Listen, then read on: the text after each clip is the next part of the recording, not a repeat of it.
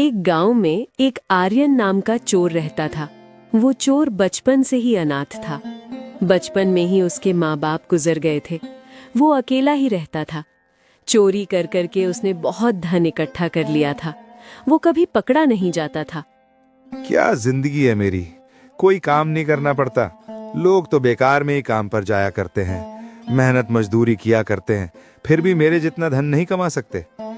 मैं भी इन लोगों की तरह मजदूरी करता तो पता नहीं कब मेरे पास इतना धन आता। आज मेरे पास इतना धन है कि कोई सोच भी नहीं सकता। नसीब नसीब की बात है। कोई मेरे जितना शातिर भी तो नहीं है। मजाल हो आज तक किसी ने मुझे पकड़ा हो। मैं इतना शातिर जो हूं कि कोई सबूत नहीं छोड़ता।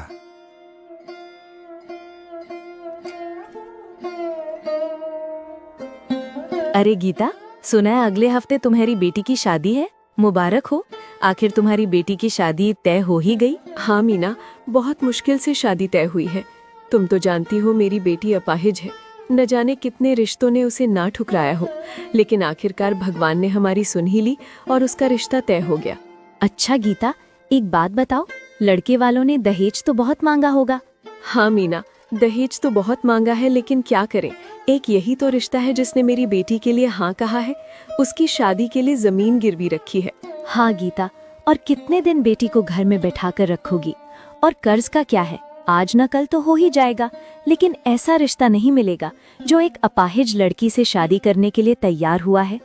और बताओ, शादी की खरीदारी हो गई? हाँ बस हो ही गई।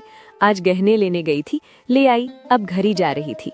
अच्छा, संभाल के ले जाना, शादी के गहने हैं। ये सारी बातें आर्यन सुन लेता है और मौका देखते ही उस औरत के हाथ में से गहने की थैली चुरा लेता है। चोर चोर, अरे कोई रोको उसे, कोई तो पकड़ो। आर्यन इतनी तेज दौड़ लगाता है कि किसी के हाथ नहीं लगता। वो भाग जाता है। हे भगवान, ये क्या अनर्थ हो गया। मैं तो बर्बाद हो गई। अब मैं घर जाकर क्या कहूंगी, लड़के वालों को क्या कहूंगी? वो तो शादी ही तोड़ देंगे।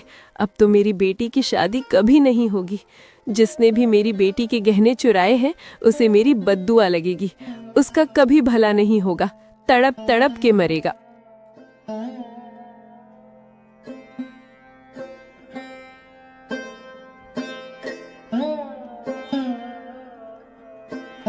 इधर आर्यन गहनों को पाकर बहुत खुश हो जाता है। अरे वाह, आज तो अच्छा माल हाथ में लगा है। आर्यन, तेरा तो जवाब नहीं। आज भी मुझे कोई नहीं पकड़ पाया। अभी इस गांव में रुकना सही नहीं होगा, दूसरे गांव चलता हूं।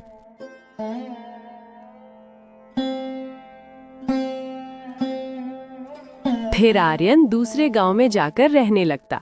इसी तरह आर्यन चोरी करता और किसी और गांव में जाकर रहने लगता। उसका एक जगह पर ठिकाना नहीं था। एक दिन ऐसे ही आर्यन बाहर बैठे बैठे एक पति पत्नी को देखकर सोच रहा था, काश मेरी भी शादी हो जाती। गांव-गांव भटकते भटकते मैं भी परेशान हो चुका हूं। अगर मेरी भी शादी हो जाए तो मेरे घर में भी मेरी पत्नी आ जाएगी, घर संभालेगी। वैसे भी मेरे पास इतना धन हो चुका है कि मेरा घर बिना काम के आराम से चल जाएगा और मेरे सारे काम संभाल लेगी। ना मुझे खाना बनाना पड़ेगा, ना कपड़े धोने पड़ेंगे। मेरी तो ऐशी ऐश होगी। बस जीवन में और कुछ नहीं चाहिए। उसी की एक कमी है, बाकी तो मेरे पास सब कुछ है। धन की तो मुझे कोई कमी नहीं है।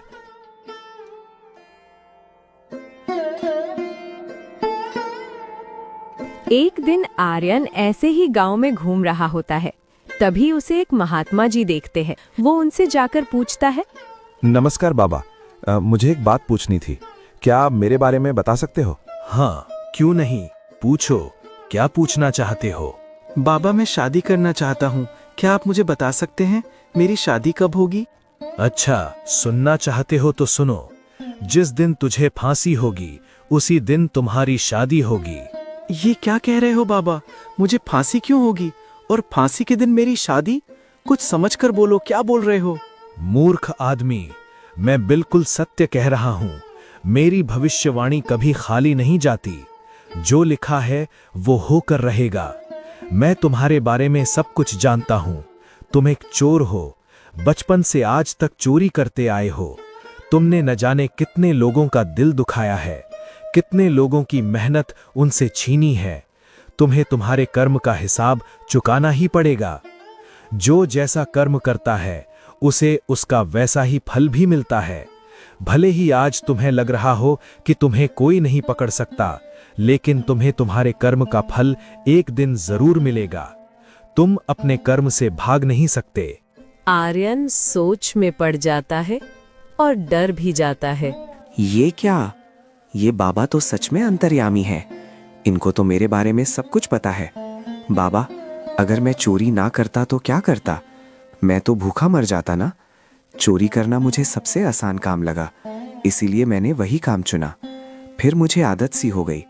सच सच बताएं बाबा, मेरे भविष्य में आगे क्या लिखा है और मेरी शादी होगी भी या नहीं? मूर्ख, तुझे तेरी शादी की पड़ी है। तेरी वजह से 2 दिन पहले ही एक जवान लड़की ने आत्महत्या की है, जिसका जिम्मेदार तू है। तूने बहुत से लोगों का घर बर्बाद किया है, बहुत लोगों की बद्दुआ ली है। तुमने अपने जीवन में कभी कोई पुण्य नहीं कमाया, सिर्फ पाप ही पाप किए हैं। ये क्या बोल रहे हो बाबा? किस लड़की ने आत्महत्या की है? आप किसकी बात कर रहे हो?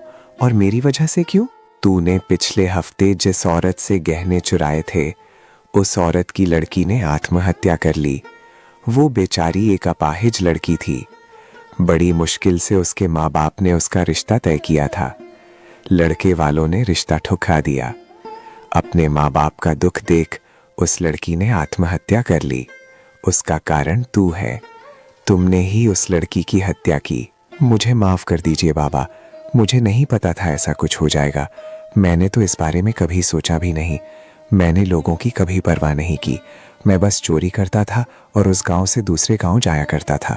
कभी मैंने लोगों के बारे में सोचा तक नहीं कि उनके ऊपर क्या बीतेगी। मुझसे बहुत बड़ा अपराध हो गया बाबा, मुझे क्षमा कर दीजिए। मैं वादा करता हूँ बाबा, आज के बाद कभी चोरी नहीं करूँगा, कभी किसी का दिल नहीं दुखाऊंगा। मुझे क्षमा कर दीजिए। तुमने अपराध नहीं, बहुत बड़े बड़े पाप किए हैं। तुझे तेरी गलती की सजा अवश्य मिलकर रहेगी। तुझे तो मरने के बाद भी मुक्ति नहीं मिलेगी। तू मुक्ति के लिए भी तड़पेगा। मैं क्षमा चाहता हूँ बाबा, मैं अपने किए पर बहुत शर्मिंदा हूँ। मुझे बहुत पछतावा है कि मैंने लोगों के साथ ऐसा किया। आप जो कहोगे मैं करने के लिए तैयार हूँ। कृपया मुझे प्रायश्चित का मौका दीजिए, मैं प्रायश्चित करना चाहता हूँ। कोई तो उपाय बताइए। महात्मा जी उसे कोई उपाय बताते हैं और फिर आर्यन चौंक जाता है और महात्मा जी से कहता है, ये क्या कह रहे हो बाबा? ये असंभव है, ऐसा नहीं हो सकता। अगर तू मुक्ति चाहता है तो यही एक उपाय है और कुछ नहीं हो सकता। अब जा यहाँ से। आर्यन निराश होकर वहाँ से चला जाता है और घर जाकर सोचता है, मैं आज के बाद चोरी करूंगा ही नहीं। फिर देखता हूँ उस बाबा की भविष्यवाणी कैसे सत्य निकलती है। अगर मैं चोरी ही नहीं करूंगा तो मुझे फांसी कैसे हो सकती है। फिर आर्यन सुधर जाता है। उसने अब चोरी करना बंद कर दिया था। उसके पास इतना धन था कि उसे काम पर जाने की भी जरूरत नहीं पड़ती थी। वो आराम से अपनी जिंदगी गुजारने लगा। फिर एक दिन आर्यन के चुराए हुए सामान में से राजा की एक माला बेचने जा ही रहा था कि रास्ते में उसके जेब से वो माला गिर जाती है और तभी एक आदमी देख लेता है और सोचता है, ये माला तो राजा की लग रही है। इसके पास कैसे? जरूर कुछ गड़बड़ है। अरे सुनो, ये माला तुम्हारे पास कैसे आई? कहाँ से लाए? जवाब दो। आर्यन बहुत डर जाता है और डरते डरते बोलता है, वो तो मैं दूसरे गांव से लेकर आया हूँ। वो माला यहाँ की नहीं है। आपको गलतफहमी हुई है। अच्छा, झूठ बोलता है। चल महाराज के पास, वही बताएंगे कि माला तेरी है या नहीं। वो आदमी आर्यन को लेकर राजा के पास पहुंचता है और राजा को सारी बात बताता है। राजा उस माला को देखकर ही पहचान लेते हैं और बोलते हैं, ये माला तेरी नहीं, मेरी है। और इस माला के साथ महल में से और भी सामान चोरी हुआ है और वो भी सामान तुमने ही चोरी किया है। बहुत दिनों से महल में और गांव में चोरी हो रही है। तू ही है जो आज तक हमारी नजर से बच रहा था। यही नहीं महाराज, इसके वजह से मीना की बेटी ने आत्महत्या कर ली और बेटी के खोने का दुख माँ बाप को देखा नहीं गया, वो भी चल बसे। आर्यन सर झुकाए सारी बातें सुन रहा था। उसे पता था उसके पास बचने का कोई रास्ता नहीं।